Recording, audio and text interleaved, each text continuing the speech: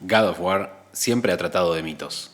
A lo largo de la saga griega, desarrollada durante 8 años entre el 2005 con la salida del primer juego y el 2013 con Ascension, la última entrega con esta ambientación que servía de precuela, el dramatismo y el desarrollo de su mundo y sus personajes, sobre todo Kratos, fue siempre increyendo. Con la llegada de God of War del 2018 y la ambientación nórdica, esta IP volvió a consolidarse como una de las más relevantes para PlayStation en todo sentido. Pero antes de que eso sucediera, la industria ya había mutado y se había transformado todo el panorama en el mundo de los videojuegos. Es bien sabido que la explosión y comienzo del auge de los videojuegos a nivel mundial se dio de la mano de una generación específica de personas, amparando en su mayor parte como receptores y motor principal de este mercado a aquellos denominados millennials. La llegada de la saga griega de God of War en PlayStation 2 tenía como principal objetivo a un público ávido por los juegos de acción, hack and slash, con gran protagonismo por parte de las ejecuciones, la sangre y la rebelión de su protagonista con los poderes reinantes. Ahora bien, God of War de 2018 no tiene el mismo tono ni los mismos objetivos en mente. Sin arriesgarnos en nada, se podría decir que en esta nueva saga sus creadores cambiaron, al igual que a su ambientación, también a God of War. Cambiaron a Kratos, cambiaron en su sistema de combate, cambiaron su argumento, cambiaron muchas cosas, salvo por una cosa que ha quedado igual, su target. El público principal al que está destinada esta nueva saga es probablemente el mismo al que estuvo destinado la anterior, con la diferencia de que toda esa gente ya ha crecido y cambiado mucho, y los nuevos a sumarse probablemente estén culturalmente permeados por formas de pensar y disfrutar los videojuegos muy distintas a como lo estaban aquellos otros en el 2005. Ahora bien, este video no tratará de God of War en su plenitud, ni de la saga nórdica en general, sino de God of War Ragnarok, el que es, sin lugar a dudas, una representación perfecta de una ideología que excede a los videojuegos y que ha permeado e influido a toda una generación, e incluso a más de una.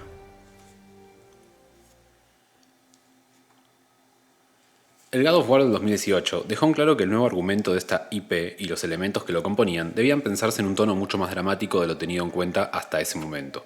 A lo largo de todos los años en los que se fue transformando la industria, en presencia de Kratos como en su ausencia, Sony PlayStation comenzó a promover un estilo de juego mucho más enfocado en las narrativas dramáticas, para un target de público ya adulto, dejando de lado muchas de otras IPs.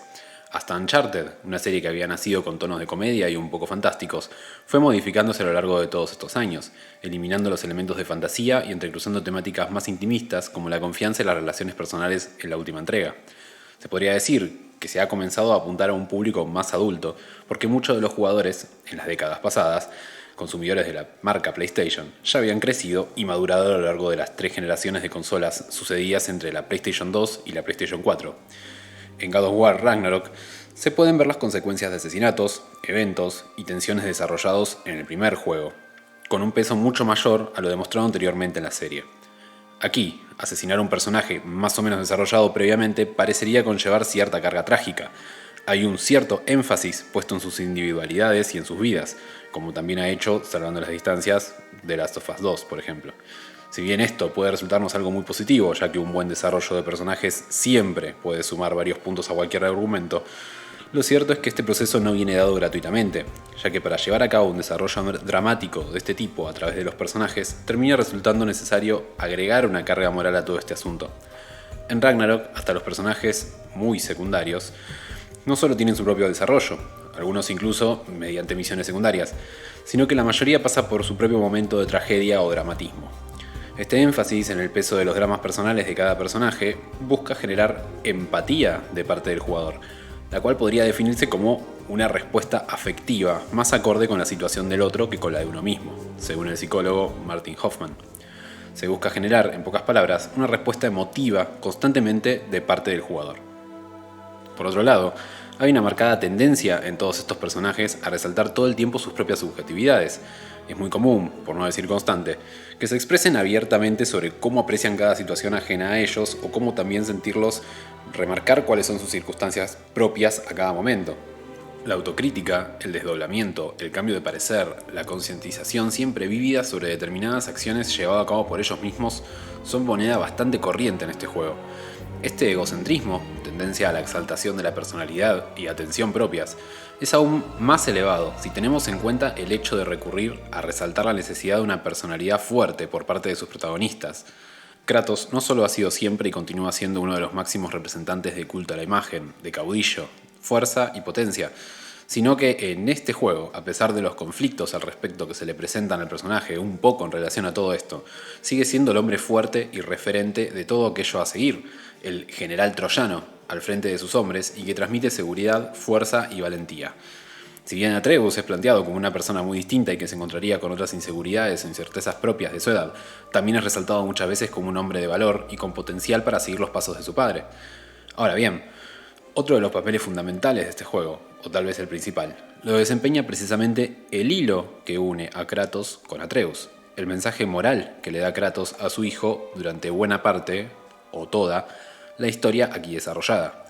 Este podría resumirse en la frase «haz lo que sea necesario, no porque esté escrito». Y llegados a este punto, es necesario aclarar que la complejidad detrás de estas palabras es mucho mayor de la que pareciera a simple vista.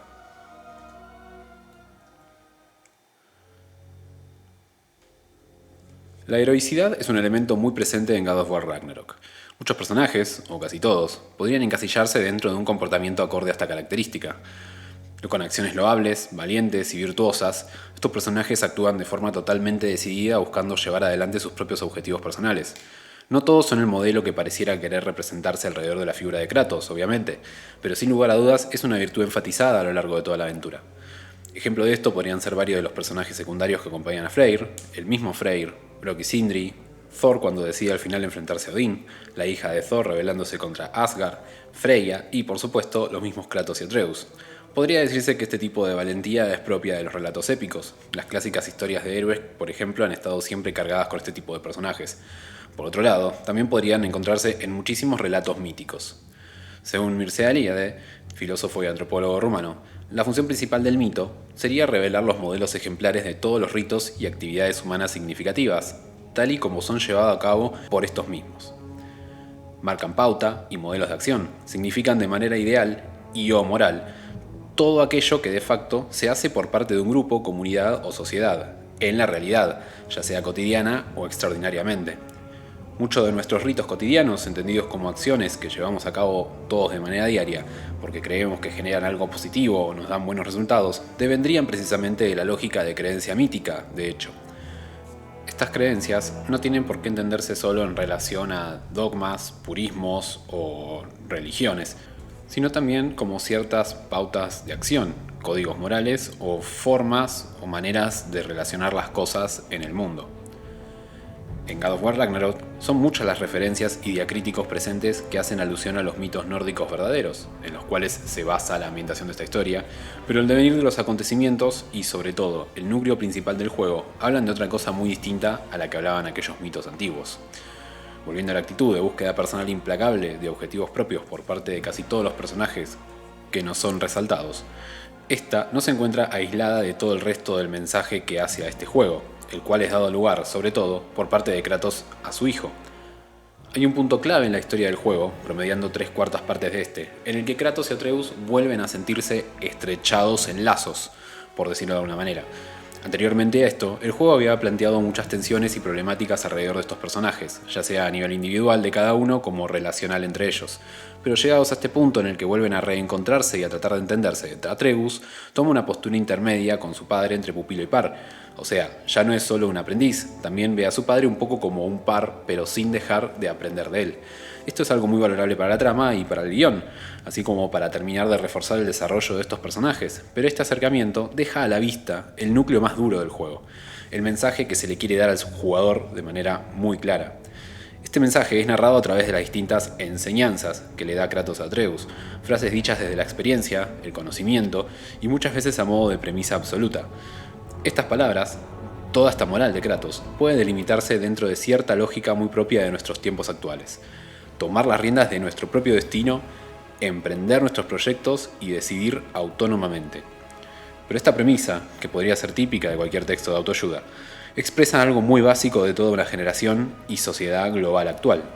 el ideal racional imperante de estos tiempos, el cual enaltece al individuo, a un yo dominante, bajo una lógica absolutamente pragmática y meritocrática.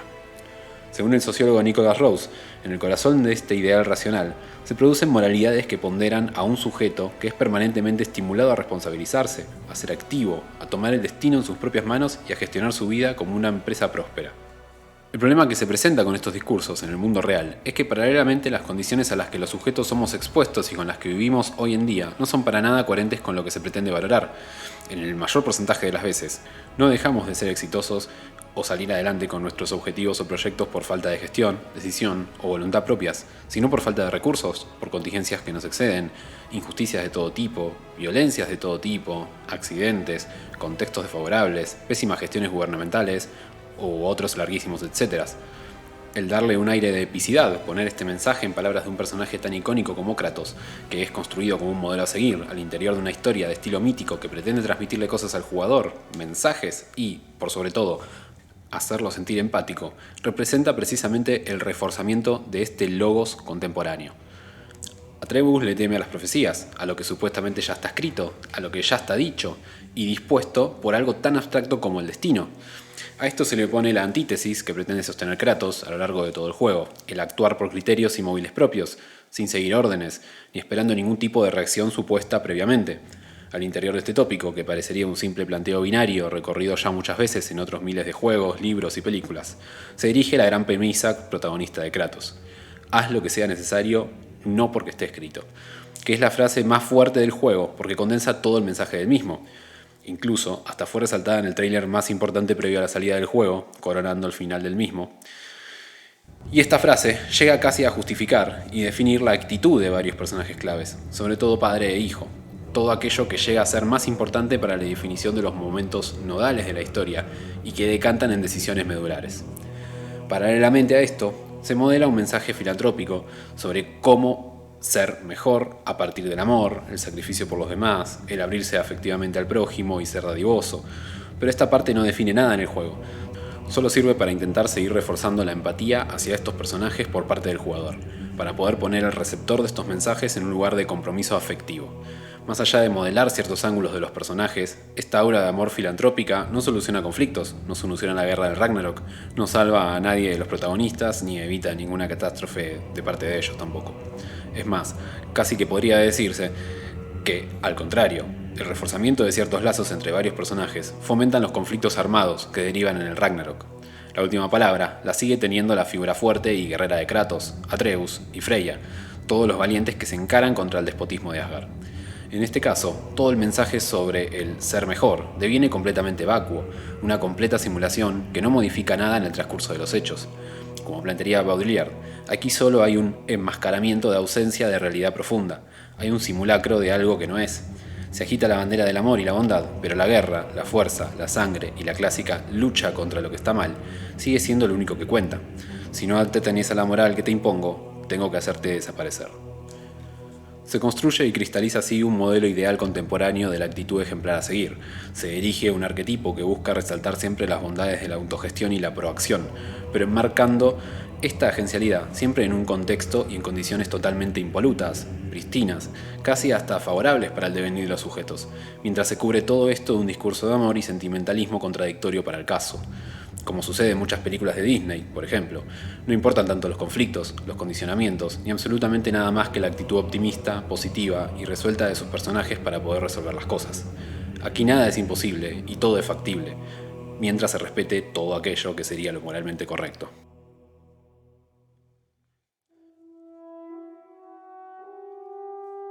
Ante todo quiero proponer entonces que podamos ver los juegos sin subordinarlos a otras expresiones, con sus modos de representar y dar discursos netamente propios, siguiendo la lógica resaltada por Noé Gittrick, escritor y crítico literario, sobre la relación entre literatura y mito, es necesario poner el acento siempre en el discurso del medio que se está teniendo en cuenta, acercarse a él con la mirada fenomenológica considerándolo como un discurso específico. En este sentido, es necesario abordar la relación de un juego como God of War Ragnarok como discurso meta-referente del mito nórdico, del mito sobre el que pretende construir una resignificación. En la saga griega, muchas cosas resultaban invisibilizadas, muchas problemáticas y enreveses propios de la mitología de referencia quedaban en un segundo o tercer plano, porque lo importante era insertar a Kratos en ese mundo para destruirlo por completo. No había demasiada pretensión de llegar al jugador empática ni moralmente. En God of War Ragnarok hay una transferencia, un desplazamiento de sentido que deviene de construir un mito actual, cargado simbólica y moralmente de un discurso, un mensaje muy contemporáneo, con elementos de fantasía nórdicos. La falta de apego a la representación de los valores morales y discursos tradicionales de los mitos en los que pretende basarse da lugar a un producto totalmente nuevo, con cargas simbólicas y un discurso diverso. Esto no tiene absolutamente nada de malo, al contrario, es la base más que necesaria para adaptar cualquier relato a la contemporaneidad de una producción. El problema es que se percibe muy claramente un doble juego de reconstrucción simbólica. Se construye un relato ficticio, basado en gran parte en un mito, el Ragnarok, con tintes épicos, pero cargándolo de un discurso moral actual, que da por resultado final un enaltecimiento aún más potente de una lógica valorativa y normativa sobre cómo debe entenderse la vida y llevar a cabo nuestras decisiones más importantes hoy en día. El discurso de God of War Ragnarok pretende reflejar nuestro mito contemporáneo, el individualismo imperante, la paradoja de la autonomía independentista autogestionada, completamente resuelta, pero bondadosa, con tintes filantrópicos, solidarios por momentos, y opuesta a tecnologías de gobierno totalitaristas, encarnadas en el juego por Odín y su casta, que tenderían a gobernar a través de la comunidad y las relaciones próximas. Hay una reapropiación del mito a fines de modificarle su sentido moral. El problema no es en absoluto el hecho de que se tome una historia mítica para readaptarse al presente, sino que el mensaje que se pretende dar sigue una lógica de pensamiento algo perversa y simplista, mucho más teniendo en cuenta que es un juego destinado principalmente a un público adulto. Los mitos, en general, no son fábulas ni historias tan bonitas ni con resoluciones tan sencillas. Todo lo contrario, explican la génesis de una lógica global de razonamiento, sí, pero llena de contradicciones, espacios grises y complejidades por todos lados porque precisamente, en algún punto, reflejan la complejidad del pensamiento humano y la composición lógica humana, que no es para nada unilineal. God of War Ragnarok reconstruye un mito en representación de todos nosotros, ya que lo llena de un sentido moral y una lógica neoliberal muy contemporáneos, pero a costa de vaciar de significado a casi todos los significantes de los que se sirve. El precio del cambio en God of War Ragnarok es grande no por su tono más dramático, ni por sus cambios en el gameplay, ni en su ambientación, ni por su guión más elaborado, sino porque se ha pretendido realzarlo moralmente y ubicarlo en una posición superadora de manera grandilocuente, solo de la mano de un mensaje contradictorio y chato. A diferencia de otras series, como por ejemplo The Last of Us de la misma Sony PlayStation, el moralismo presente en God of War es unilateral, poco elaborado, poco conflictivo y muy simplista. El hecho de que God of War sea una serie basada en temáticas mitológicas nunca le ha venido mejor. Este juego podría decirse que es, metafóricamente hablando, la representación del mito ideológico contemporáneo, el ideal moral de una autonomía con final feliz. Las palabras de Kratos, haz lo que sea necesario, no porque esté escrito, podrían transcribirse terrenalmente en un coloquial y barrial, no importa lo que digan los demás, vos hacé lo que vos quieras. En el juego esto deviene en un arco argumental positivo, porque la lógica que sigue su argumento es fantástica, no realista. Sus conclusiones devienen de eventualidades y las contingencias terrenales, cotidianas, reales, los estresores no ficticios que nos aquejan a todos, no existen allí, ni en ese contexto ni para sus personajes. Las necesidades a las que se refiere Kratos son necesidades de dioses muy cómodos, no de personas reales. Son acciones que devienen en momentos épicos y grandilocuentes, que modifican el espacio y el tiempo o juegan con el orden de las cosas a su alrededor. Esto es perfecto para un buen guión de fantasía épica, así como para erigir una imagen ideal de aquello añorado por tanta gente hoy en día, seguir la voluntad y necesidades propias, las metas, moviendo cielo y tierra, para al fin conseguir algo de todo lo que uno quiere o desea. Algo de todo aquello que el sistema, el mundo, la sociedad, los gobiernos, los bancos, la política internacional, la pobreza, las guerras, la inflación, las enfermedades, la precarización, nos quitan. Algo de todo aquello que, reproduciendo las enseñanzas míticas de nuestros dioses, Sony Santa Mónica nos quiere decir que podríamos llegar a alcanzar idealmente. Lamentablemente, este será un ritual que por más que repitiéramos hasta el cansancio en nuestro mundo real, no generaría nunca por sí solo los resultados que anhelamos.